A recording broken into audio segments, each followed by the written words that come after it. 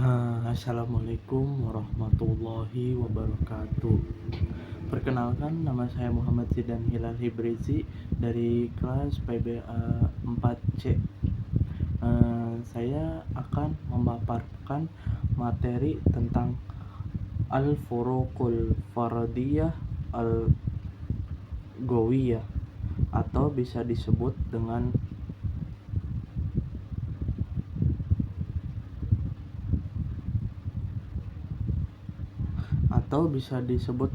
perbedaan individual dalam bahasa.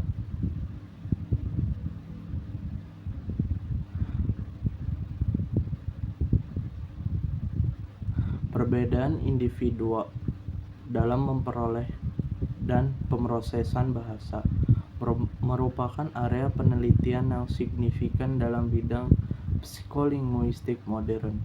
Fenomena ini mencerminkan kenyataan bahwa individu memiliki kemampuan, strategi, dan kecenderungan yang berbeda dalam memahami, menyimpan, serta memproduksi bahasa. Perbedaan ini dapat diamati di seluruh komponen sistem linguistik, mulai dari persepsi dan pemrosesan ujaran, pemahaman leksikal, struktur fonologi, morfologi, hingga konstruksi sintaksis dan penggunaan struktur tata bahasa yang kompleks. Selain itu, perbedaan ini tidak hanya bersifat kognitif, tetapi juga dipengaruhi oleh variabel afektif seperti motivasi, sikap terhadap bahasa, kecemasan bahasa, serta pengalaman belajar sebelumnya. Dalam praktika, guru seringkali menerapkan pendekatan pembelajaran yang bersifat umum dan seragam tanpa mempertimbangkan adanya Furuqul Fardiyah Al-Gawiyah, atau bisa disebut dengan perbedaan individu dalam bahasa yang nyata dalam setiap individu. Hal ini dapat menyebabkan keseimbangan dalam proses pembelajaran, di mana siswa yang cepat lebih mudah maju, sedangkan siswa yang lambat merasa tertinggal, kehilangan motivasi, bakal mengalami kecemasan bahasa. Oleh karena itu, guru, terutama guru bahasa Arab, perlu memiliki pemahaman yang mendalam tentang perbedaan individual ini. Selanjutnya itu ada faktor yang menyebabkan perbedaan kemampuan bahasa antar individu. Perbedaan individu memainkan peran penting dalam pemerolehan dan pemrosesan bahasa. Faktor-faktor seperti bakat linguistik, tingkat motivasi, kecemasan berbahasa, harga diri, serta gaya belajar yang digunakan oleh mereka memberikan kontribusi signifikan terhadap variasi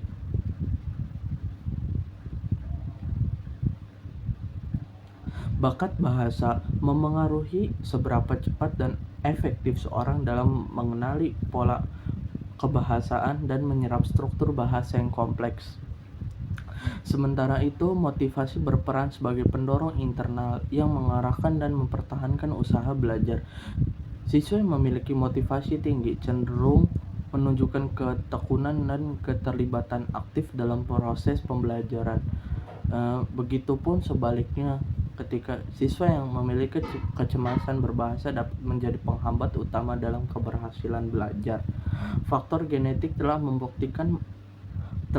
terbukti memainkan peran penting dalam kemampuan bahasa manusia, meskipun lingkungan, pendidikan, dan pengalaman belajar juga sangat berpengaruh.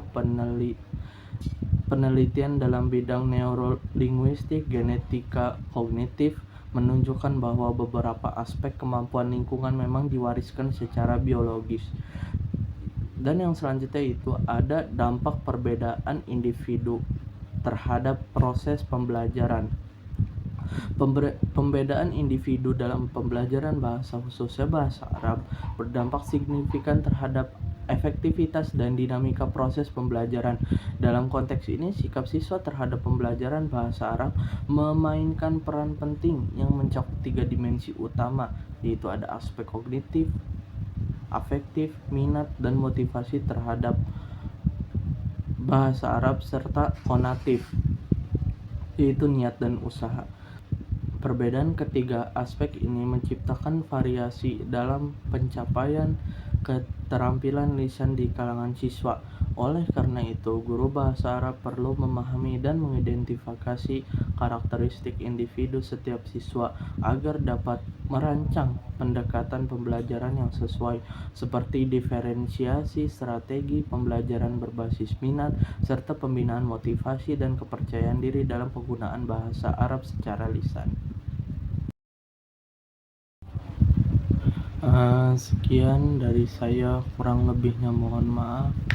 Apabila ada kesalahan atau kekurangan dalam penyebutan kata atau kalimat, saya mohon maaf. Billahi taufiq wal hidayah. Assalamualaikum warahmatullahi wabarakatuh.